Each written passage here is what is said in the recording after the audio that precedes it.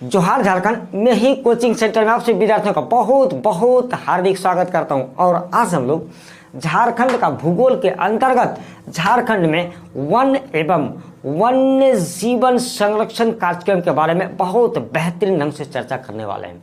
प्यारे दोस्तों, देखिए ये जो 14वां नंबर जो ये अपना लेसन है यह वन से संबंधित है, जंगल से संबंधित है। और आपको तो मालूम है कि ये चैप्टर कितना इम्पोर्टेंट है। तो प्यारे दोस्तों, देखिए इस चैप्टर के अंतर्गत बहुतों सारी बातें हैं, सभी को आपको देखना है। इसी के लिए मैंने इसे बहुत सारे पार्ट में बनाया हुआ है। इसके बाद भी एक दो पार्ट और आएंगे, क्योंकि सारी चीज़ें अभी स्पष्ट नहीं हुई हैं, सभी चीज़ों को शामिल नहीं किया गया है। तो जो चीज़ें छूटेंगी उसे अगले के एक दो भाग में शामिल किया जाएगा। प्यारे दोस्तों, इसके पहले के भी जितने भी वीडियो सेशन हैं वो आपको देखना बहुत ज़रूरी है, क्योंकि सभी एक दूसरे से लिंक्ड हैं। तो प्यारे दोस्तों, चलिए अब वीडियो सेशन को आरंभ करते हैं। लेकिन उससे पहले मैं आपसे विद्यार्थियों से एक बार ये निवेदन करना चाहूँगा कि जो विद्यार्थी झारखंड राज्य से संबंधित प्रतियोगी परीक्षाओं की तैयारी करते हैं वो निश्चित रूप से मैं ही कोचिंग सेंटर से जुड़े। चैनल को सब्सक्राइब करने के साथ ही बेल आइकन को भी जरूर दबाएं, ताकि कंटिन्यूसली नोटिफिकेशन मिलता रहे। और वीडियो को ज़्यादा से ज़्यादा शेयर करें, ताकि और से विद्यार्थियों को भी इसका लाभ मिल सके। तो प्यारे दोस्तों, चलिए अब बहुत बेहतरीन ढंग से हम लोग चीज़ों को समझने का प्रयास करते हैं। तो प्यारे दोस्तों, देखिए अपने को करना क्या है, जंगलों की रक्षा करनी है। और जो जंगल में जो जीव जंतु हैं उसकी भी रक्षा करनी है, संरक्षित करना है, उसे भी संरक्षण प्राप्त हो, ये प्रयास अपना होना चाहिए। तो देखिए प्यारे दोस्तों, तो क्या चीज़ है कि एक राष्ट्रीय उद्यान है झारखंड में, बेतला राष्ट्रीय उद्यान, एक ही राष्ट्रीय उद्यान है झारखंड में। उसके अलावे एक गज क्षेत्र भी है, एक गज आरक्षित क्षेत्र भी है। वो कहाँ पर है प्यारे दोस्तों? सिंहभूम में है। उसके बारे में भी चर्चा करेंगे। उसके बाद 11 वन्य प्राणी आश्रयनी है। उसके बाद जैविक उद्यान भी बहुत हैं। उसके बाद पक्षी विहार भी बहुत है। उसके बाद झाड़ पार्क भी बहुत हैं। इसके बारे में भाग 8 में हमने बेहतरीन ढंग से चर्चा किया हुआ है। तो इन सभी चीज़ों को कौन कंट्रोल करता है, कौन नियंत्रित करता है? तो प्यारे दोस्तों, देखिए इन सभी चीज़ों को वन पर्यावरण एवं जलवायु परिवर्तन विभाग कंट्रोल करता है, चाहे वो केंद्र का हो चाहे वो राज्य का हो। लेकिन अभी हम लोग झारखंड राज्य के अंतर्गत चीज़ों को देख रहे हैं। तो प्यारे दोस्तों, देखिए वन पर्यावरण एवं जलवायु परिवर्तन विभाग झारखंड सरकार इन सभी चीज़ों को कंट्रोल करता है।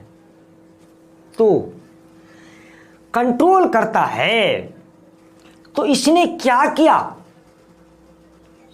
इस विभाग ने क्या किया?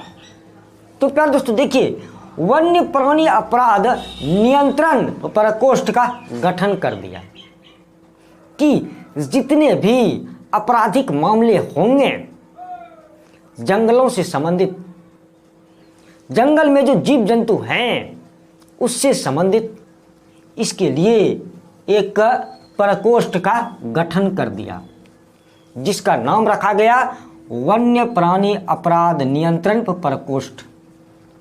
जबरदस्त सब ये सब जीके। प्यारे दोस्तों, एक एक पॉइंट को आपको समझना है। डिस्क्रिप्शन में नोट्स डाला हुआ है, वहाँ से आपको नोट्स भी उतार लेना है। तो इसका क्या काम है, ये जो प्रकोष्ठ का गठन हुआ इसका क्या काम है?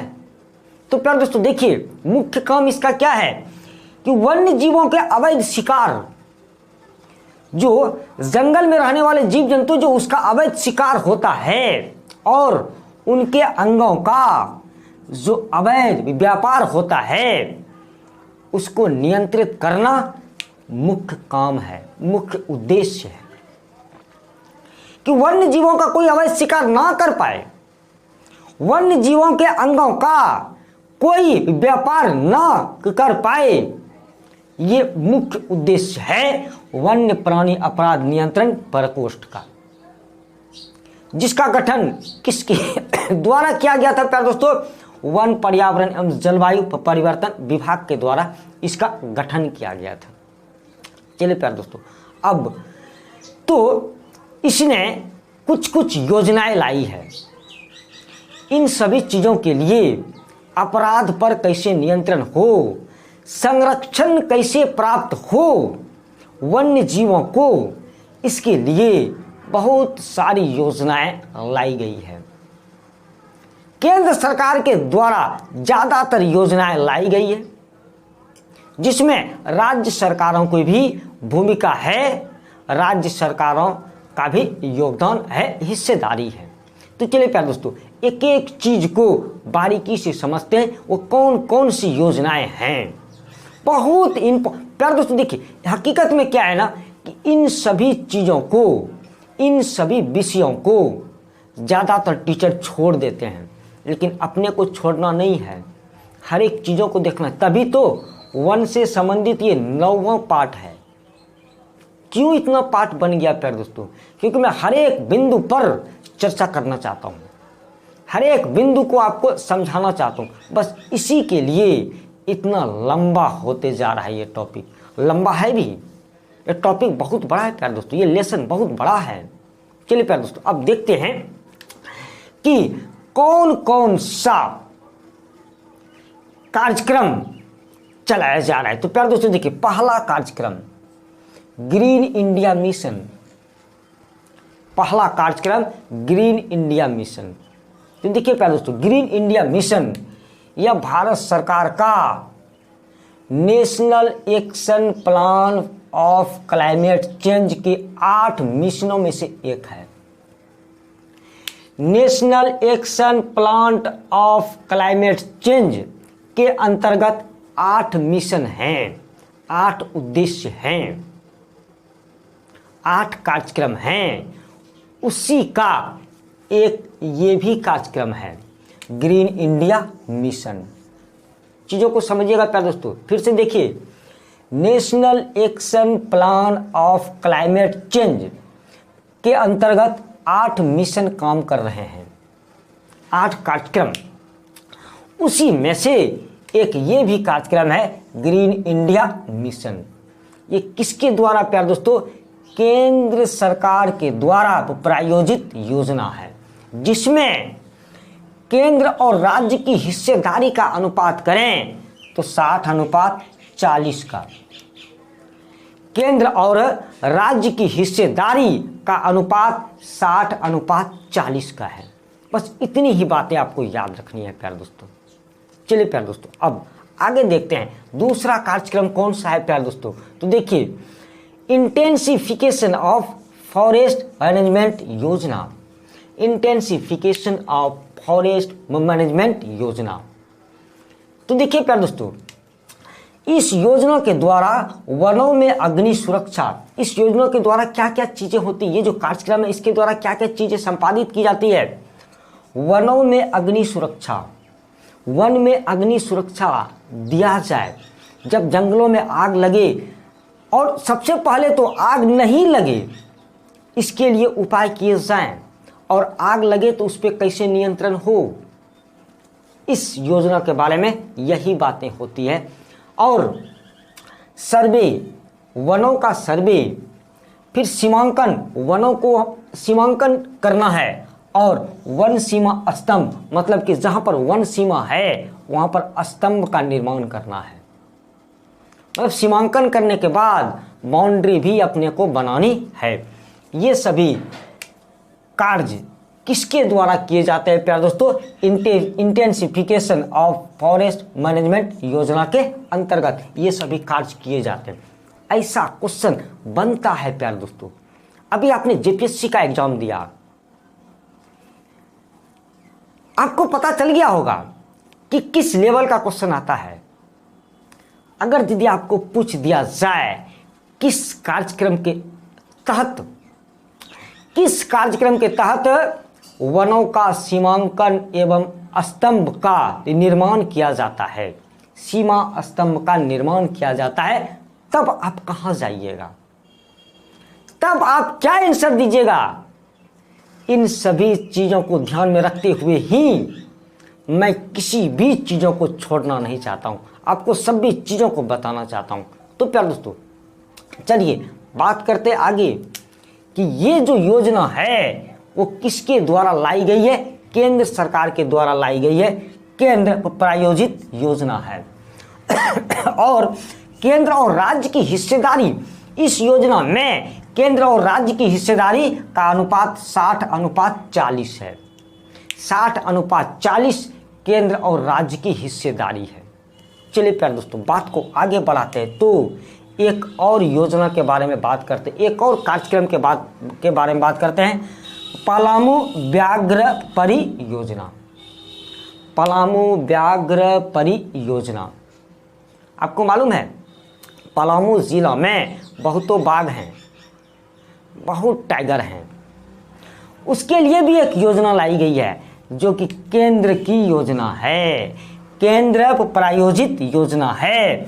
और शुरू में जब ये योजना लाई गई थी तो शुरू में केंद्र सरकार के द्वारा सभी जितने भी व्यय होते थे सभी केंद्र सरकार ही करती थी, मतलब 100% व्यय केंद्र सरकार के द्वारा होता था। लेकिन अब केंद्र और राज्य की हिस्सेदारी कितनी है? 60:40। अब केंद्र और राज्य की हिस्सेदारी 60:40 है। लेकिन पहले क्या होता था? 100 में 100 केंद्र सरकार ही इस योजना के लिए व्यय का वहन करती थी, लेकिन अब वैसा नहीं है। चलिए प्यारे दोस्तों, अगला कार्यक्रम क्या है प्यारे दोस्तों? तो वन्य प्राणी प्रवास का समेकित विकास योजना। वन्य प्राणी प्रवास का समेकित विकास योजना। तो प्यारे दोस्तों देखिए, इस योजना के अंतर्गत क्या बातें हैं? इस योजना के द्वारा राज्य में स्थित एक राष्ट्रीय उद्यान जो कि बेतला राष्ट्रीय उद्यान है, 11 वन्य प्राणी आश्रयों में विकास एवं रखरखाव का कार्य किया जा रहा है। तो जो एक राष्ट्रीय उद्यान है और जो 11 वन्य प्राणी आश्रयनी हैं, उनमें कैसे प्राणियों का रखरखाव हो, कैसे जो जीव जंतु हैं उसको सही ढंग से संरक्षण प्राप्त हो, उसकी रक्षा हो सके, इन सभी बातों के बारे में ध्यान दिया जाता है। और प्यारे दोस्तों, ये किसकी योजना है? ये भी केंद्र सरकार की योजना है, केंद्र प्रायोजित योजना है। और हिस्सेदारी की बात करें तो केंद्र और राज्य की हिस्सेदारी इसमें भी 60:40 में है। केंद्र और राज्य सरकार की हिस्सेदारी का अनुपात 60:40 का है। चलिए प्यारे दोस्तों, एक और योजना को हम लोग देखते हैं, तो एक और कार्यक्रम को देखते हैं, तो हाथी परियोजना। हाथी परियोजना, तो प्यारे दोस्तों देखिए, इस योजना के अंतर्गत सिंहभूम गज आरक्ष, सिंहभूम में जो गज आरक्ष हैं, मतलब हाथी का आरक्ष जो क्षेत्र है वहां पर और राज्य के अन्य क्षेत्रों में हाथियों के प्रवास का विकास एवं हाथी कॉरिडोर विकसित करने का कार्य किया जा रहा है। पहले तो स्पेशली सिंहभूम जिला में, क्योंकि सिंहभूम को गज आरक्षित क्षेत्र घोषित किया गया है, ये पहले के वीडियो सेशन में मैंने आपको समझाया हुआ है। और भी जहां जहां पर हाथियों का बसेड़ा है तो उसके प्रवास का विकास कैसे हो और हाथी कॉरिडोर कैसे विकसित हो, मतलब हाथी के रहने के लिए अनुकूल वातावरण का विकास कैसे हो, इन सभी बातों के ऊपर ध्यान दिया जाता है हाथी परियोजना के अंतर्गत। बहुत प्यारा सा ये कार्यक्रम है प्यारे दोस्तों। और ये योजना किसके द्वारा लाई गई थी प्यारे दोस्तों? केंद्र सरकार के द्वारा। ये भी योजना केंद्र प्रायोजित योजना है। और हिस्सेदारी की बात करें तो प्यारे दोस्तों, केंद्र और राज्य की हिस्सेदारी 60:40 का है। चलिए प्यारे दोस्तों बात को आगे बढ़ाते हैं और एक और कार्यक्रम को देखते हैं।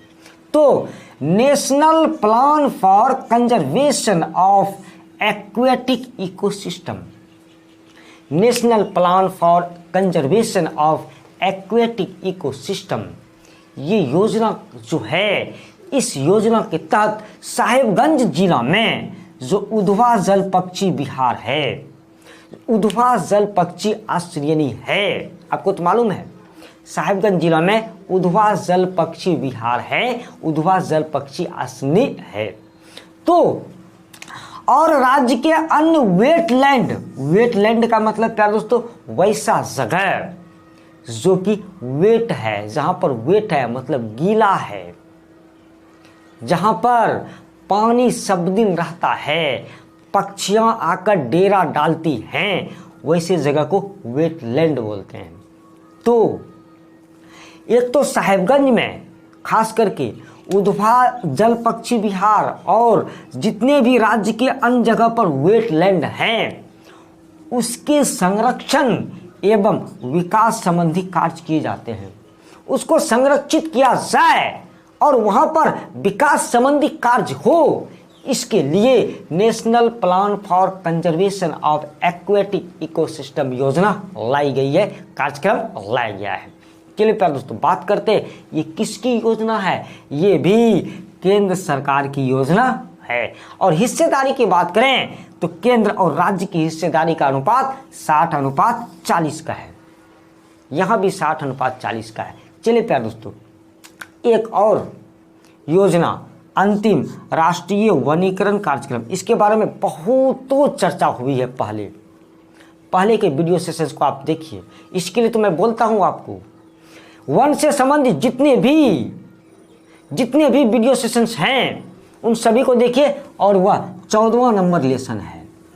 झारखंड का भूगोल को आप उल्टाइए, देखिए, प्ले लिस्ट को खोलिए आप और वहां पर से सभी वीडियोज को आप देखिए। चलिए प्यारे दोस्तों अंतिम राष्ट्रीय वनीकरण कार्यक्रम, वनीकरण कार्यक्रम जंगल लगाने का कार्यक्रम। जो जंगल उजड़ गया उसमें फिर से जंगल को कैसे लगाया जाए, नए नए जंगलों का विकास कैसे किया जाए, ये सभी कार्यक्रम राष्ट्रीय वनीकरण कार्यक्रम के अंतर्गत आते हैं। और यह भी किसकी योजना है, केंद्र सरकार की योजना है। और हिस्सेदारी की भी बात करें तो इसमें भी केंद्र और राज्य की हिस्सेदारी 60:40 का है।